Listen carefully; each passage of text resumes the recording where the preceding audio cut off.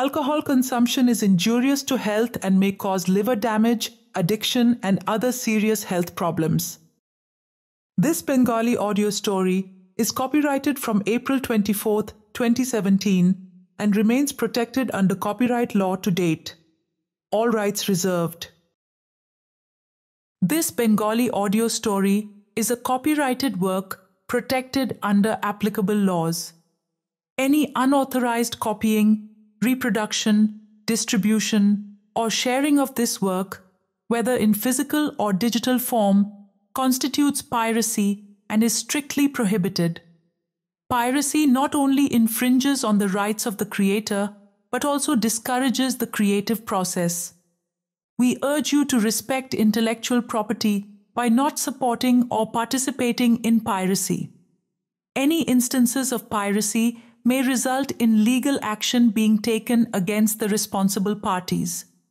Support original creators by accessing content through legitimate platforms. Thank you for your understanding and for supporting original storytelling. Your support helps creators continue to bring more stories to life. This Bengali audio story is a work of fiction. Any similarities to actual persons, living or deceased, events or locations are purely coincidental. Kamlesh শুভঙ্করের লেখা গল্পটা নিয়ে বেরিয়ে পড়ল। রাস্তায় নেমে ও আরেকবার ঘুরে ওই অর্ধেক বাড়িটার দিকে দেখল। ও তখনও দেখল সেই লাল পাড় শাড়িটাকে হাওয়ায় উঠতে। তারপর ও মুখ ফিরিয়ে চলে গেল।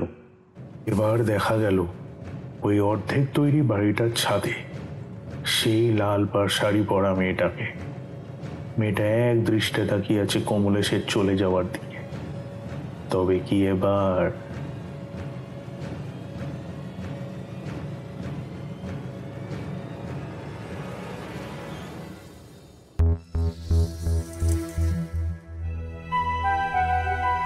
বিভিন্ন স্বাদের গল্পে ভরা এক আশ্চর্য মিশেল গল্পের পাঁচমিশালি। আজ আপনাদের জন্য গল্পের পাঁচমিশালির ষষ্ঠ নিবেদন, একটি লাল পাড় শাড়ির দ্বিতীয় অধ্যায়, আবার লাল পাড় শাড়ি। যারা এখনো একটি লাল পাড় শাড়ি শোনেননি তাদের অনুরোধ করব প্রথম অধ্যায়টি আগে শুনে নিন, কারণ কিছু গল্প শুধুমাত্র শুরুর সাথেই গাঁথা থাকে আর কিছু প্রশ্নের উত্তর পাওয়া যায় কেবল ফেলে আসা পথের দিকে ফিরে তাকালে। লিঙ্ক দেওয়া রইল ডেসক্রিপশনে। এই পর্বে উন্মোচিত হবে বন্ধুত্বের আর্তনাদ, অপরাধবোধের ভার আর এক অভিশপ্ত গল্পের শেষ অধ্যায়। তাহলে শুরু করা যাক আবার লাল পাড় শাড়ি।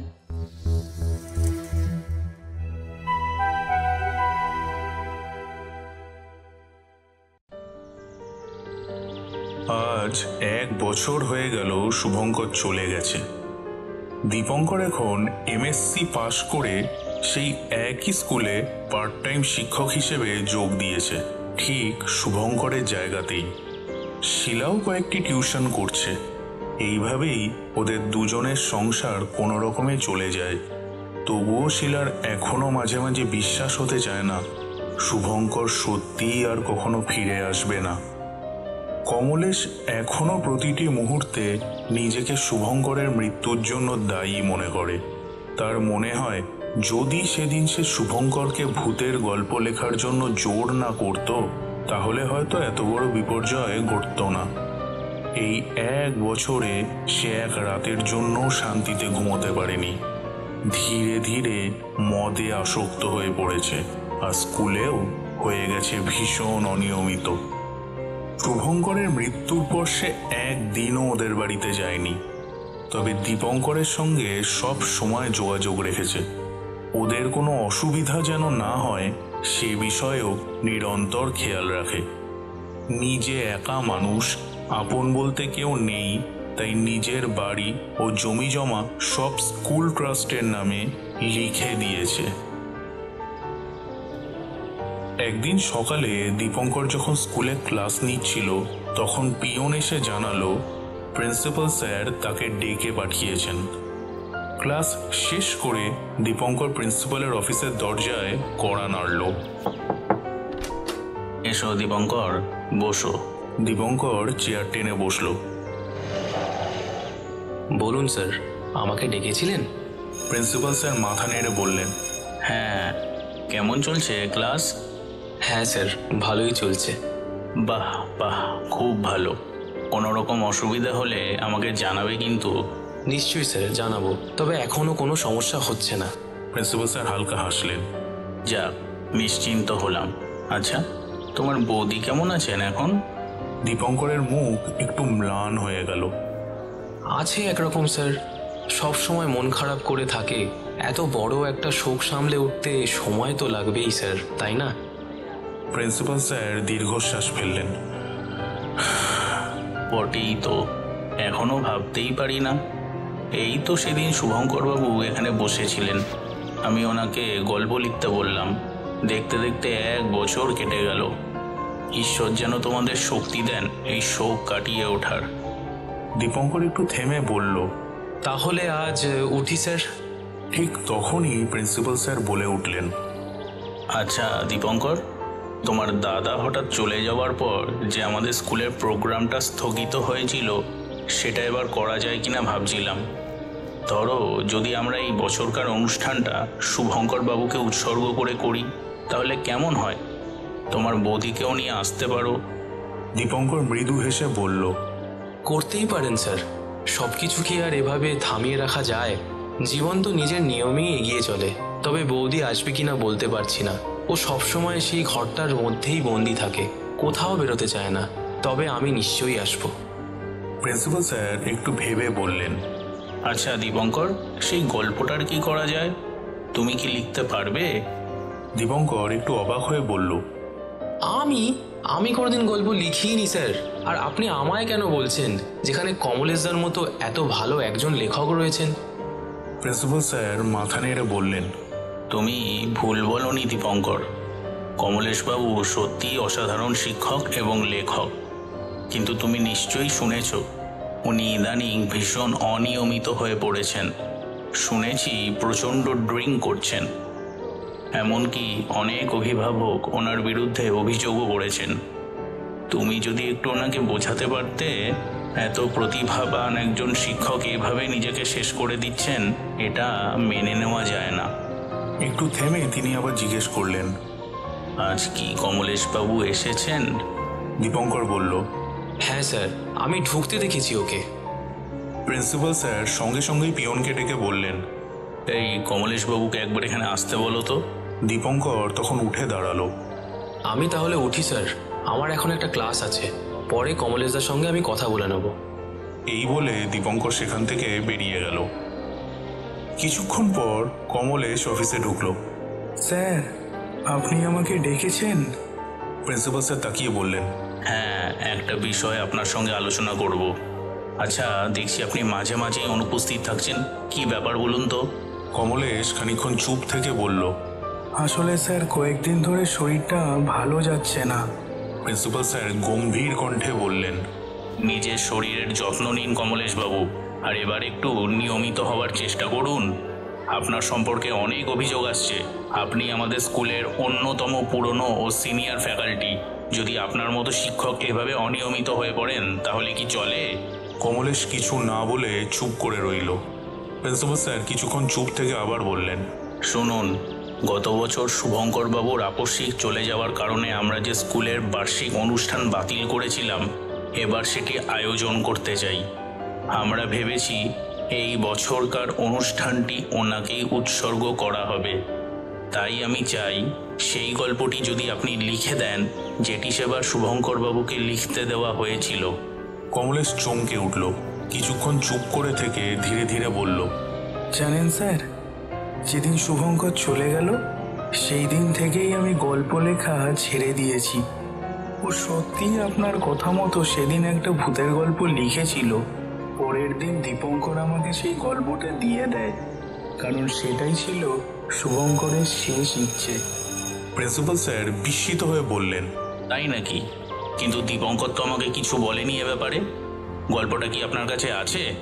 কমলেশ পকেট থেকে ভাঁজ করা কয়েকটি কাগজ বের করে বলল, এটাই শুভঙ্করের লেখা প্রথম এবং শেষ গল্প। এত সুন্দরভাবেও গল্পটাকে সাজিয়েছে যা আমি নিজেও পারতাম না। যদিও শুভঙ্কর সাহিত্যের লোক ছিল না, তাই ভাষায় কিছু ভুল ছিল, সেগুলো আমি নিজেই ঠিক করে দিয়েছি। আপনি যদি সত্যিই ওর স্মৃতিকে সম্মান জানিয়ে অনুষ্ঠান করেন, তাহলে আমি চাই এই গল্পটি সেখানে সবার সামনে আনা হোক। শুভঙ্করের লেখা সবাই জানুক। প্রিন্সিপাল স্যার দৃঢ় কণ্ঠে বললেন। আমি কথা দিচ্ছি, তাই হবে। কমলেশ ধীরে ধীরে শুভঙ্করের সেই শেষ লেখা গল্পটি প্রিন্সিপাল স্যারের হাতে তুলে দিয়ে চুপচাপ অফিস থেকে বেরিয়ে গেল। আজ স্কুলের অ্যানুয়াল ফাংশন। সারা স্কুল জুড়ে সাজো সাজো রব। স্টেজের উপর ব্যানার টাঙানো হয়েছে, সাউন্ড সিস্টেম চেক করা হচ্ছে। শিক্ষার্থীরা রিহার্সালের শেষ মুহূর্তের প্রস্তুতিতে ব্যস্ত। শিক্ষক, শিক্ষিকা, অভিভাবক আর ছাত্রছাত্রীদের ভিড়ে ওটা স্কুল প্রাঙ্গণ যেন এক অন্যরকম উদ্দীপনায় মেতে উঠেছে।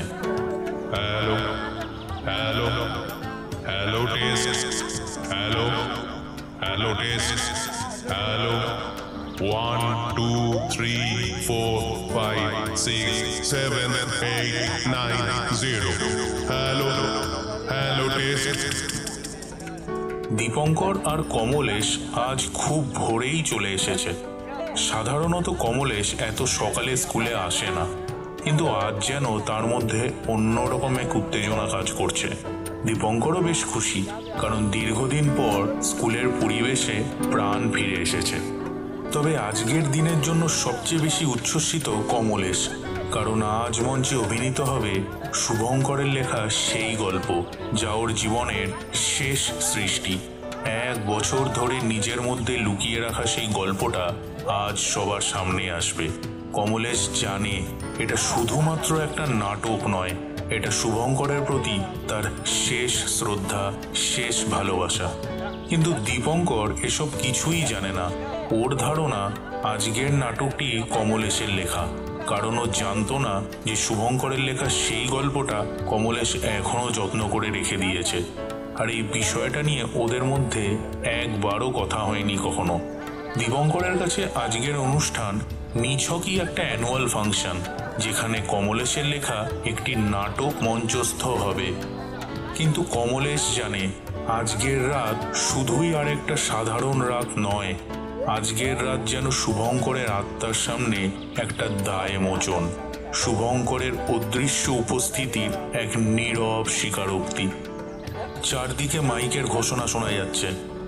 নমস্কার, আর কিছুক্ষণের মধ্যেই শুরু হবে আমাদের আজকের বিশেষ নাট্য উপস্থাপনা, একটি লাল পাড় শাড়ি। কমলেশ মঞ্চের দিকে তাকিয়ে দীর্ঘশ্বাস ফেলল। আজকের রাতটা শুধু একটা নাটকের রাত নয়, এটা ওর প্রিয় বন্ধুর প্রতি ওর দেওয়া শেষ সম্মান। হঠাৎ মৃদু সঙ্গীত বেজে ওঠে, একটা মৃদু সেতার আর বাঁশির সুর, যেন রাতের নিস্তব্ধতায় দূরে কোথাও বাজছে এক বিষাদময় গান। আলো নিভে আসে, গোটা অডিটোরিয়াম এক মুহূর্তের জন্য নীরব। শুরু হয় শুভঙ্করের লেখা সেই গল্প।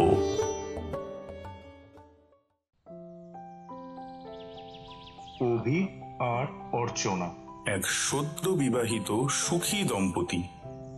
অভিক বর্ধমানের শ্যামসুন্দর কলেজের বাংলার অধ্যাপক, আর অর্চনা এক আদর্শ গৃহবধূ।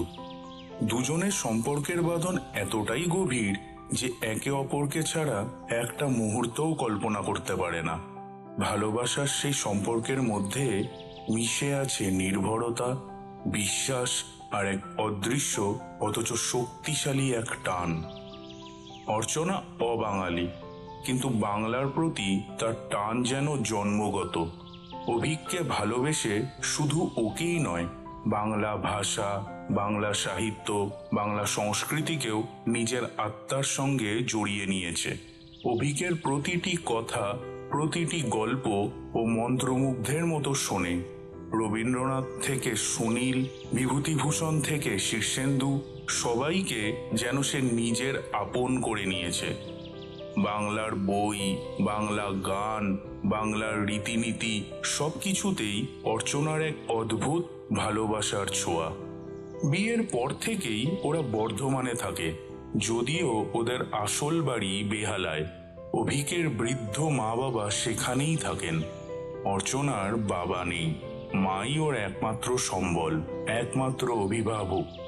অভিক শুধু অধ্যাপকই নয়, সে একজন শখের লেখকও। বহুদিন ধরে ওর মনের মধ্যে একটা স্বপ্ন রয়েছে, একটা এমন মাস্টারপিস লেখা যা ওর জীবনের শ্রেষ্ঠ সৃষ্টি হবে। কিন্তু কলেজের দায়িত্ব, পড়ানো, গবেষণা এসবের চাপে ওর স্বপ্নটা যেন হারিয়ে যেতে বসেছে। কয়েকদিন ধরে অভিক একটু চুপচাপ। সন্ধ্যার পর বই নিয়ে বসে, কিন্তু কলমের খোঁচায় শব্দেরা আর সেভাবে আসে না। অর্চনা এটা লক্ষ্য করছিল। ওর অভিক তো এমন নয়, হাসি খুশি, সবসময় প্রাণোচ্ছল। একদিন রাতে অভিক যখন ব্যালকনিতে দাঁড়িয়ে দূরের তারাভরা আকাশের দিকে তাকিয়েছিল, তখন অর্চনা পেছন থেকে এসে ওর হাত ধরে বলল, তুমি ইদানিং এত মনমরা হয়ে থাকো কেন অভিক? আমাকে বলো না, তোমার কিসের এত চিন্তা? অভিক গভীর নিঃশ্বাস ফেলল, একটু সময় নিয়ে বলল, তুমি তো জানো অর্চনা, আমি একটা মাস্টারপিস লিখতে চাই। এমন একটা লেখা যা আমার সিগনেচার ওয়ার্ক হবে, যা আমায় অমর করে রাখবে। অর্চনা হেসে ওর সামনে এসে দাঁড়ালো। জানি তো, আমি তো সব সময় চাই তুমি তোমার স্বপ্ন পূরণ করো। তোমার মাস্টারপিস লেখা হোক একদম তোমার মনের মতো করে। অভিক ওর দিকে তাকিয়ে অসহায়ভাবে বলল, কিন্তু আমি পারছি না অর্চনা। প্রতিদিন কলেজের ক্লাস, পরীক্ষা, নোটস তৈরি, এগুলো সামলে কিছুতেই সময় বার করতে পারছি না। ভাবনাগুলো এলোমেলো হয়ে যাচ্ছে, মনে হচ্ছে আমার এই স্বপ্নটা কখনো পূরণ হবে না। অর্চনা ওর গালে দুটো হাত রেখে বলল, তুমি এত ভেঙে পড়ছো কেন বলো তো? আমি তো আছি নাকি? এই সামান্য কারণে তোমার এত মন খারাপ করা কি ঠিক? অভিক বিষণ্ণ স্বরে বলল, তুমি তো বুঝছো না অর্চনা। আমি জানি যতদিন আমি এই চাকরি করছি আমার পক্ষে লেখা সম্ভব নয়, কিন্তু চাকরি ছাড়া কি সম্ভব? অর্চনা একটু হেসে বলল, তুমি কি চাইছো? চাকরি ছেড়ে দাও আর মন দিয়ে লেখায় ডুবে যাও? অভিক হতভম্ব হয়ে তাকালো। কিন্তু সংসার চলবে কি করে অর্চনা? অর্চনা ওর চোখে চোখ রেখে বলল, সে চিন্তা তুমি আমার উপর ছেড়ে দাও। আমার উপর তোমার ভরসা আছে তো? অভিক এক ঝটকায় ওকে নিজের বুকে টেনে নিয়ে বলল, তোমাকে আমি আমার নিজের থেকেও বেশি ভরসা করি অর্চনা। তুমি আজ আমায় ভীষণ রকম নিশ্চিন্ত করলে।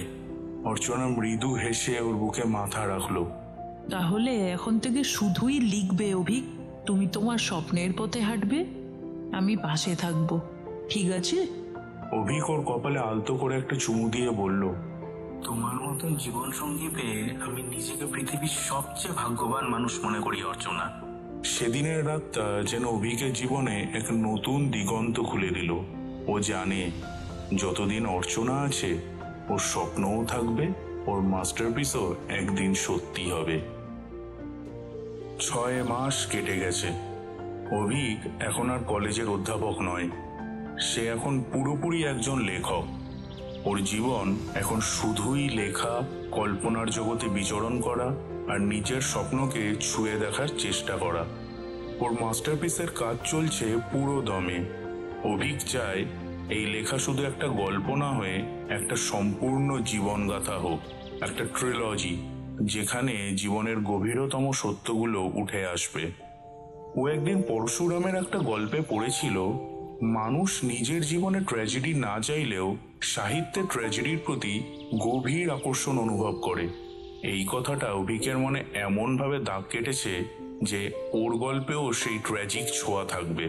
গল্পের চরিত্ররা হাসবে, কাঁদবে, ভালোবাসবে, আবার হারিয়ে যাবে, ঠিক যেমন বাস্তব জীবনে ঘটে। অন্যদিকে সংসারের দায়িত্ব এখন অর্চনা নিজের হাতে তুলে নিয়েছে। ও একটা নামী স্কুলে শিক্ষকতা শুরু করেছে। প্রতিদিন সকালবেলা হাসি মুখে ক্লাসে যায়, বিকেলে ফিরে অভিককে নিয়ে ব্যস্ত হয়ে পড়ে। সংসারের খরচ নিয়ে এখন আর কোনো দুশ্চিন্তা নেই ওদের। অভিক লেখার টেবিলে বসে গভীর মনোযোগে কাগজের উপর কলম চালিয়ে যাচ্ছে। পাশে 1 কাপ গরম চা ধোঁয়া ছড়াচ্ছে। অর্চনার হাতের বানানো চা। ও ঘর থেকে ডেকে বলে, তুমি আবার চা ঠান্ডা করে ফেলেছো অভিক। কতবার বলেছি চা বানিয়ে দিলে সঙ্গে সঙ্গে খেয়ে নিও। অভিক চায়ের কাপ হাতে তুলে মৃদু হেসে বলল, আমি লিখছিলাম, তাই খেয়াল ছিল না। অর্চনা অভিকের পাশে এসে দাঁড়িয়ে বলল, এই লেখাটা কত দূর এগোলো? অভিক খুশি গলায় বলল, এই অনেকটাই। আমার মনে হচ্ছে এটা জীবনের সেরা কাজ হতে চলেছে। অর্চনা তার চোখের দিকে তাকিয়ে বলল, আমি জানতাম তুমি পারবে, তাই তো তোমাকে সব ছেড়ে লেখার পথে আসতে বলেছিলাম। অভিক হাত ধরে অর্চনাকে নিজের কাছে টেনে আনলো। তুমি না থাকলে এটা সম্ভব ছিল না অর্চনা। তুমি আমার পাশে না থাকলে আমি কোনো দিন এই স্বপ্নের পথে হাঁটতে পারতাম না। অর্চনা মিষ্টি হেসে বলল, তাহলে এবার তোমার স্বপ্নকে সত্যি করো অভিক। আমি জানি এই মাস্টারপিস একদিন সবাইকে মুগ্ধ করবে। অভিক মাথা নেড়ে বলল, হ্যাঁ, এবার শুধু সময়ের অপেক্ষা। অভিকের কলম আরো দ্রুত ছুটতে লাগলো। একটা স্বপ্ন, একটা গল্প, একটা মাস্টারপিস তৈরির পথে। কয়েক মাস কেটে গেছে। অভিক অবশেষে তার স্বপ্নের মাস্টারপিস শেষ করেছে। একাগ্র সাধনা, নিদ্রাহীন রাত আর অর্চনার অটুট বিশ্বাস সব মিলিয়ে এক সৃষ্টির জগৎ গড়ে তুলেছে সে। বহুদিন ধরে একজন প্রকাশকের সঙ্গে তার কথা চলছিল এবং অবশেষে সে তার ট্রিলজির প্রথম খণ্ডের পাণ্ডুলিপি প্রকাশকের কাছে পাঠিয়েছে। উত্তরের অপেক্ষায় প্রতিটা দিন যেন দীর্ঘ থেকে দীর্ঘতর হয়ে উঠেছিল অভিকের জন্য। বিজয়া দশমীর দিন। সন্ধ্যা নামছে ধীরে ধীরে। আকাশে লালচে আভা, যেন সারা কলকাতা সিঁদুরের রঙে রাঙা হয়ে উঠেছে। অর্চনা আজ প্রথমবার সিঁদুর খেলতে বেরিয়েছে। লাল পাড়, সাদা শাড়ি, কপালে লাল টিপ, গাঢ় সিঁদুরের রঙে রাঙা সিথি। ওর হাসির মাঝে আজ এক অন্যরকম উজ্জ্বলতা। ছোটবেলা থেকেই এই দিনের স্বপ্ন দেখত সে, আর আজ সেই স্বপ্ন সত্যি হয়েছে।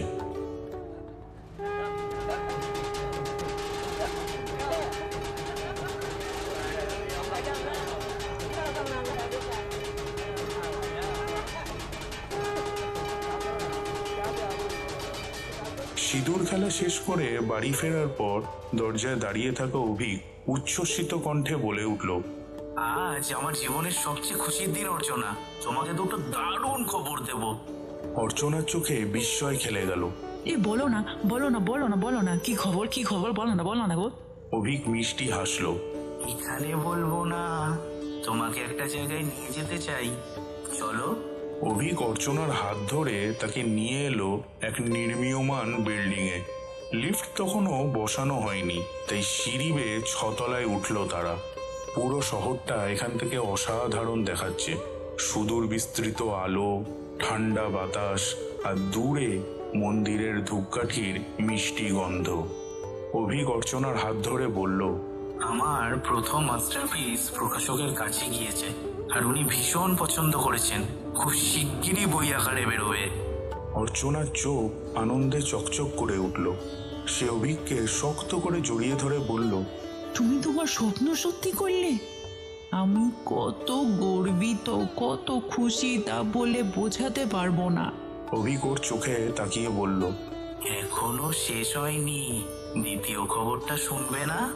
অর্চনা উচ্ছ্বাসে বলল, এই বলো, বলো, বলো, বলো, বলো না, বলো, বলো, বলো, বলো, বলো, বলো, বলো, প্লিজ বলো, বলো লক্ষ্মীটি, বলো। অভিক এক গভীর শ্বাস নিয়ে বলল, এই ফ্ল্যাটটা আমি অনেক আগেই বুক করেছিলাম। তোমাকে সারপ্রাইজ দেব বলে কখনো বলিনি। আমরা খুব শিগগিরই আমাদের ভাড়া বাড়ি ছেড়ে এখানে চলে আসব। এটা আমাদের নতুন ঠিকানা। অর্চনার মুখে বিস্ময় আর আনন্দের আলো একসঙ্গে ফুটে উঠল। কথাই খুঁজে পেল না সে। 2 হাতে মুখ ঢেকে কান্না চলে এলো, আনন্দাশ্রু। তারপর ছুটে পুরো ফ্ল্যাটটা দেখতে লাগলো, যেন ওই স্বপ্নের বাসস্থানের প্রতিটা ইট, প্রতিটা কোণা মনে গেঁথে নিতে চায়। কিন্তু আনন্দের এই মুহূর্তে কে জানতো নিয়তি এক নিষ্ঠুর পরিহাসের অপেক্ষায় ছিল। অর্চনা উচ্ছ্বাসে ঘুরে ঘুরে পুরো ফ্ল্যাটটা দেখছিল। অভিক তখনও উচ্ছ্বাস দেখছিল প্রশান্ত চোখে।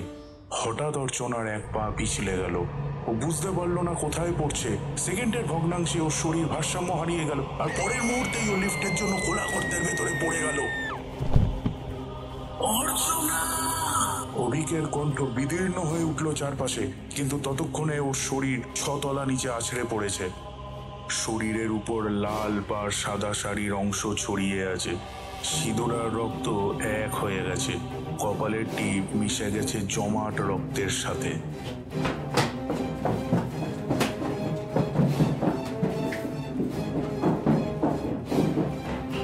অভিক এক দৌড়ে নিচে নেমে এলো, হাঁটু গেড়ে বসে স্তব্ধ হয়ে গেল। ওর সামনে পড়ে আছে ওর ভালোবাসার মানুষ, নিথর, নিশ্চুপ।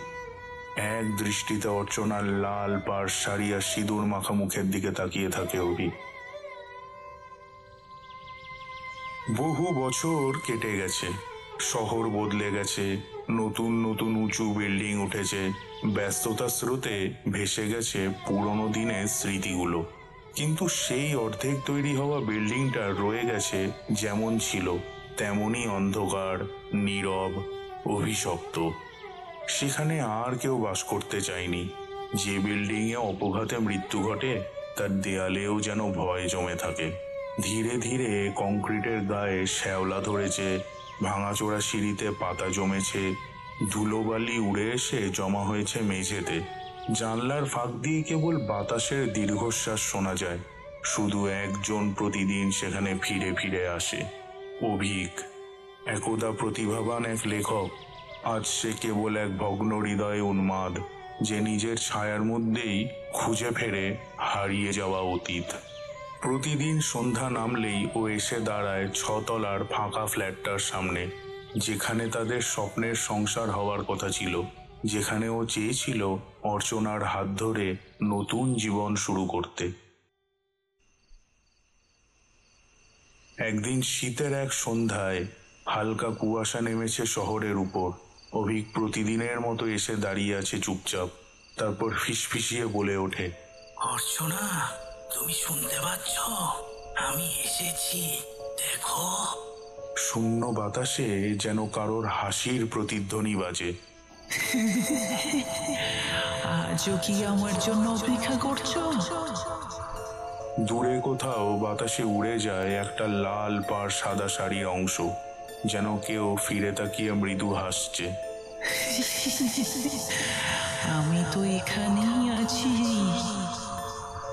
অভিকের চোখ জলজল করে ওঠে। ওর মনে হয় সত্যিই অর্চনা দাঁড়িয়ে আছে ফ্ল্যাটের কোণে, ঠিক সেদিনকার মতো, সিঁদুরে রাঙা, হাসি মুখে। আমি জানি তুমি কখনো আমাকে ছেড়ে যাবে না। আজ আমি চিরদিনের জন্য তোমার কাছে এলাম, আর ফিরবো না। কেউ জানে না সেই রাতে ঠিক কি হয়েছিল। পরদিন সকালে কিছু লোক দেখলো 6 তলা থেকে কেউ পড়ে গেছে। একটা নিথর দেহ রক্তে ভেসে আছে। অভিকের ঠোঁটে চাপা হাসি, যেন সে অবশেষে অপেক্ষার অবসান করেছে, ফিরে পেয়েছে তার অর্চনাকে। আর সেই অসম্পূর্ণ বিল্ডিং আজও দাঁড়িয়ে আছে, নীরব, অভিশপ্ত। সন্ধ্যা নামলে শোনা যায় কারো ফিসফিসানি, চাপা হাসি, অথবা এক গভীর দীর্ঘশ্বাস। শহরের কেউ আর ভুলেও সে পথে পা বাড়ায় না।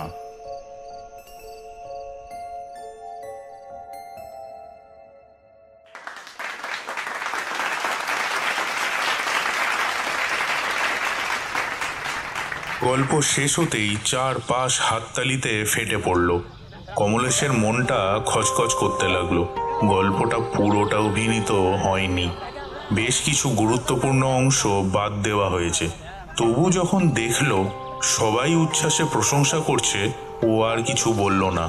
মনে মনে ভাবলো, হয়তো এতদিনে শুভঙ্করের প্রতি ওর কিছুটা হলেও ঋণ শোধ হলো। অন্তত এবার সবাই ওর নাম জানবে, ওর গল্প জানবে। কিন্তু ঠিক তখনই এমন একটা ঘটনা ঘটে গেল যা ওর মাথা ঘুরিয়ে দিল। স্টেজে দাঁড়িয়ে প্রিন্সিপাল স্যারকে সংবর্ধনা দেওয়া হচ্ছে। দর্শকদের মাঝে গুঞ্জন উঠল যে স্যার দারুণ গল্প লিখেছেন। কমলেশের সমস্ত রক্ত যেন মাথায় উঠে গেল। কি শুনছে ও? এই গল্প শুভঙ্করের, আর প্রিন্সিপাল স্যার নির্লজ্জের মতো সেটা নিজের বলে চালিয়ে দিচ্ছেন। আর সহ্য করা গেল না, ও চিৎকার করে উঠে বলল, এই গল্প আপনার হয় কি করে স্যার? এটা তো শুভঙ্করের লেখা। চারদিক মুহূর্তেই নিস্তব্ধ হয়ে গেল। প্রিন্সিপাল স্যার কপালে ভাঁজ ফেললেন। বিরক্তি ও অপমানে মুখ লাল হয়ে উঠল। কমলেশ এবার আরো স্পষ্ট করে বলল, এই গল্প শুভঙ্কর আমাকে দিয়ে গেছিল যাতে সবাই ওর লেখা জানে। আমি আপনাকে দিয়েছিলাম বিশ্বাস করে, আর আপনি সেটাকে নিজের নামে চালিয়ে দিলেন। প্রিন্সিপাল স্যার এবার ফুঁসে উঠলেন, কড়া গলায় বললেন, কমলেশ বাবু, আপনি আজ বিভ্রান্ত। আপনার মাথা ঠিক নেই। এই মুহূর্তে এখান থেকে বেরিয়ে যান। 2-3 স্টাফ কমলেশের দিকে এগিয়ে এলো। দীপঙ্কর তাড়াতাড়ি ওকে সামলানোর চেষ্টা করলো, কিন্তু কমলেশ থামলো না। ওর মুখ থেকে কথাগুলো যেন আগ্নেয়গিরির লাভার মতো বেরিয়ে আসতে লাগলো। আমি বিভ্রান্ত নই স্যার, আপনি ভুল করছেন। এই গল্প অভিশপ্ত। ঈশ্বর না করুন শুভঙ্করের যা হয়েছিল আপনার সাথেও যেন তাই না হয়। কিন্তু ওর কথায় কেউ কান দিল না। বরং ঠিক তখনই প্রিন্সিপাল স্যারকে লাল পাড় সাদা উত্তরীয় পরিয়ে সংবর্ধনা দেওয়া হলো।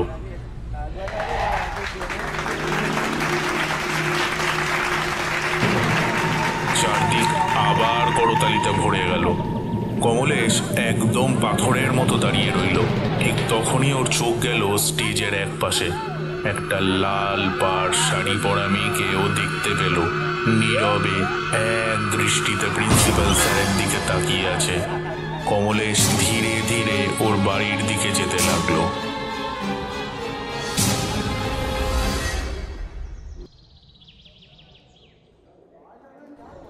পরের দিন সকাল। দীপঙ্কর খবরটা পেয়ে হতবাক হয়ে গেল। কমলেশ আর নেই। রাতে ওর মৃত্যু হয়েছে। মৃত্যুর কারণ হিসেবে বলা হয়েছে অতিরিক্ত মদ্যপান। স্কুলের করিডোরে গুঞ্জন ছড়িয়ে পড়ল। এক একজন এক এক কথা বলতে লাগলো। প্রিন্সিপাল স্যার গম্ভীর মুখে ঘোষণা করলেন, কমলেশবাবু বহুদিন ধরেই মানসিক অসুস্থ ছিলেন। প্রায়ই ক্লাসে আসতেন না, দায়িত্বশীল আচরণ করতেন না। আমরা বহুবার ওনাকে সতর্ক করেছিলাম, কিন্তু কাল তো উনি সব সীমা পেরিয়ে গিয়েছিলেন। তবু একসময় উনি ভালো ফ্যাকাল্টি ছিলেন। ওনার সম্মানে আমরা একদিন স্কুল ছুটি রাখবো। গার্জিয়ানদের মধ্যে কেউ ফিসফিস করে বলছিল যে এরকম শিক্ষকের জন্যই স্কুলের পরিবেশ নষ্ট হয়, তাই যা হয়েছে ভালোই হয়েছে। শুধু শিলা বলল, কমলদাও চলে গেল রে দীপু। যাক, দুই বন্ধু এবার একসঙ্গে থাকতে পারবে। কিন্তু কেউ জানল না সেদিন রাতে ঠিক কি ঘটেছিল।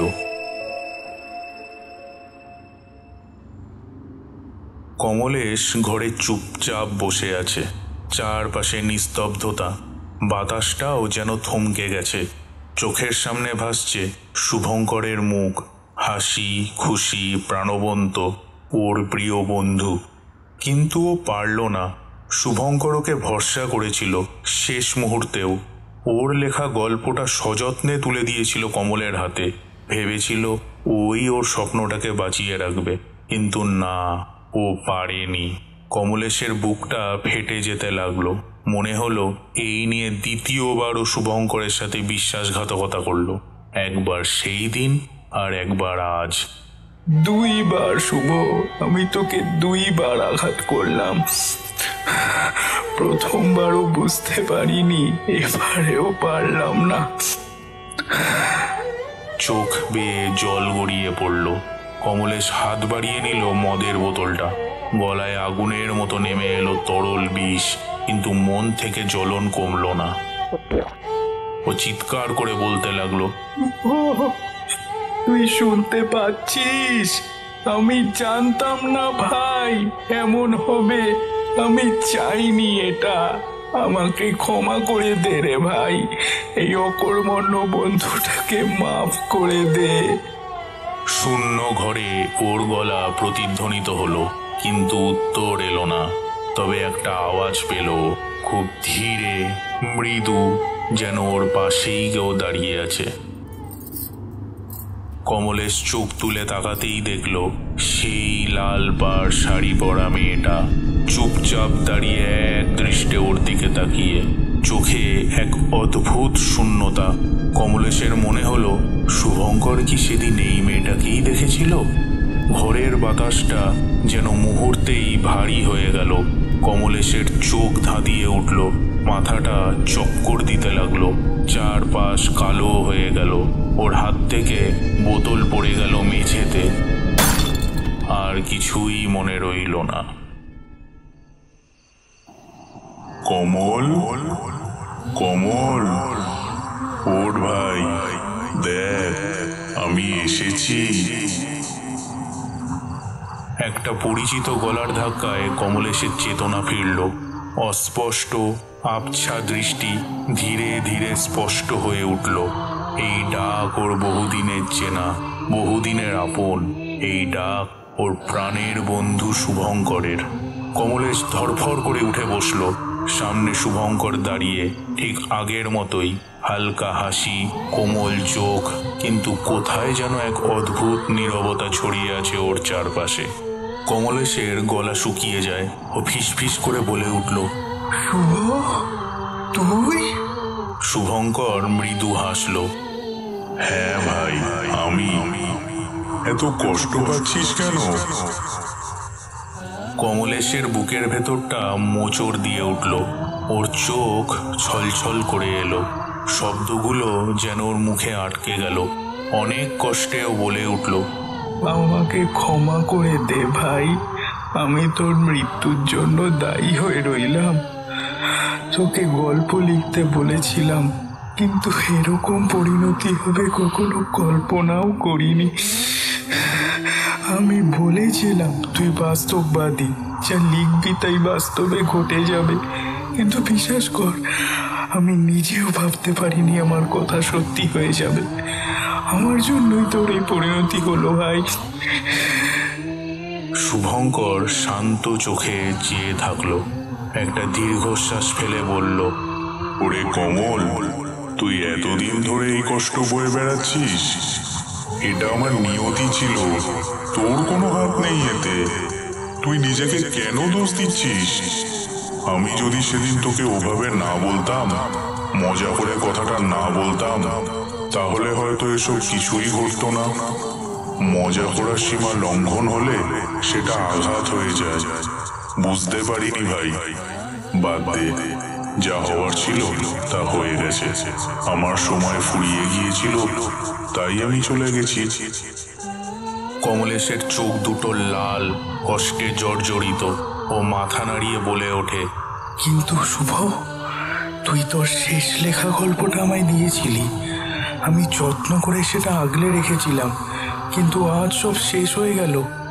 প্রিন্সিপাল স্যার চেয়েছিলেন তোকে উৎসর্গ করে স্কুলের অ্যানুয়াল ফাংশন হবে। আমায় বলেছিলেন গল্প লিখে দিতে। আমি বলেছিলাম তোকে সম্মান জানানোর জন্য তোর শেষ লেখা গল্পটাই মঞ্চস্থ করা হোক, কিন্তু স্যার যে এরকম অন্যায়ভাবে তোর লেখা গল্পটা নিজের নামে চালিয়ে দেবেন আমি ভাবতেও পারিনি। আমি পারলাম না ভাই, তোর গল্পটাও বাঁচাতে পারলাম না। শুভঙ্কর মৃদু হাসল, একটা অদ্ভুত আশ্বাসের সুর ওর কণ্ঠে। আমি জানি কমল, আমি সব জানি। তুই আপ্রাণ চেষ্টা করেছিস, সেটাই তো আসল কথা। গল্পটাই কি আসল, নাকি আমাদের বন্ধুত্ব? গল্প গেলেও বন্ধুত্ব অমর। আর যে অন্যায় করেছে সে শাস্তি ঠিকই পাবে, সময় ঠিক ব্যবস্থা করবে। তুই এসব নিয়ে আর কষ্ট পাস না ভাই। কমলেশ নীরব। ওর মনে হচ্ছে বুকের ভিতর জমে থাকা পাথরটা একটু একটু করে গলে যাচ্ছে। শুভঙ্কর এক পা এগিয়ে এলো, হাত বাড়িয়ে দিল। চল কমল, আয় আমার সঙ্গে। ছোটবেলা থেকে একসঙ্গে বড় হয়েছি, একসঙ্গে পড়েছি, একসঙ্গে কাজ করেছি। তোকে ছাড়া ভালো লাগছে না ভাই? সব দুঃখ ভুলে চলে আয়, এবার আমরা আবার একসঙ্গে থাকবো। কমলেশের মনে হলো ওর শরীরটা হালকা হয়ে আসছে। কোনো কষ্ট নেই, কোনো দুঃখ নেই, শুধু এক গভীর প্রশান্তি। ও ধীরে ধীরে শুভঙ্করের হাত ধরল। শুভঙ্করের মুখে এক প্রশান্ত হাসি, এক অপার্থিব আলো। ধীরে ধীরে ওরা দুজন হারিয়ে গেল অন্ধকারের ওপারে একটা নীরব শান্ত মুক্তির জগতে, একসঙ্গে চিরদিনের জন্য।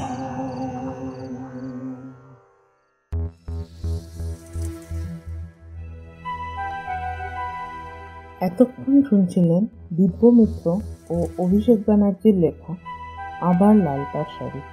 গল্প উপস্থাপনায় ও শিলার চরিত্রে অঙ্গিরা সেন মিত্র। গল্প পাঠে কমলেশ, প্রিন্সিপাল, শুভঙ্কর, অভিক ও ঘোষকের চরিত্রে দিব্য মিত্র, দীপঙ্করের চরিত্রে দীপন মিত্র, অর্চনার চরিত্রে সানায়া শর্মা, সঙ্গীত পরিচালনায় দীপন মিত্র, সম্পূর্ণ পরিকল্পনা ও পরিচালনায় দিব্য মিত্র। গল্পটা ভালো লেগে থাকলে লাইক করুন, কমেন্ট করুন আর চ্যানেলটা সাবস্ক্রাইব করুন। পরবর্তী গল্পের নোটিফিকেশন পেতে বেল আইকন প্রেস করে রাখুন। আজকের মতন এই পর্যন্তই। খুব শীঘ্রই ফিরে আসবো পরের গল্প নিয়ে। ধন্যবাদ।